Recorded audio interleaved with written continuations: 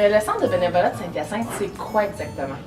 C'est une histoire d'entraide humanitaire avec la population mascoutaine depuis 1968. Donc, 44 ans de mission d'entraide pour les gens démunis, les personnes âgées, les personnes isolées, les gens qui ont de la difficulté à s'intégrer dans la société, les enfants de ces familles que nous recevons pour l'aide humanitaire. Puis vous aidez vraiment beaucoup de personnes dans la communauté, là. Ça vient toucher beaucoup de gens. Finalement. Oui, environ 6 000 personnes.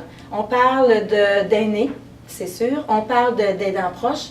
Les familles de ces aînés-là qui ont besoin de soutien dans leur rôle.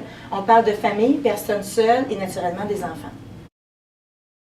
Le service de l'accueil fraternel, c'est un service d'aide alimentaire sous forme d'un bon repas chaud servi aux tables par une grande équipe de bénévoles.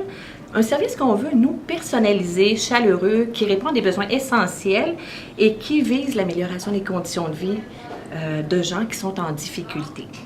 On est ouvert, en fait, 365 jours par année, donc 7 jours par semaine. L'accueil fraternel, ça s'adresse aux gens qui sont démunis financièrement, en difficulté d'intégration sociale et âgés de 18 ans et plus. En fait, l'an dernier, on a rejoint près de 500 personnes différentes, c'est-à-dire que 133 bénévoles y ont servi près de 35 000 repas et nous avons distribué 21 000 compléments de souper. Concernant les services de maintien à domicile pour les personnes âgées, la majorité de nos services sont faits en collaboration avec des équipes de bénévoles. Ces services sont là pour aider les personnes âgées à demeurer chez elles le plus longtemps possible, puis apporter un soutien aussi à leurs proches aidants. La mission première de notre service d'urgence est de combler les besoins alimentaires des couples et des familles ayant des revenus insuffisants.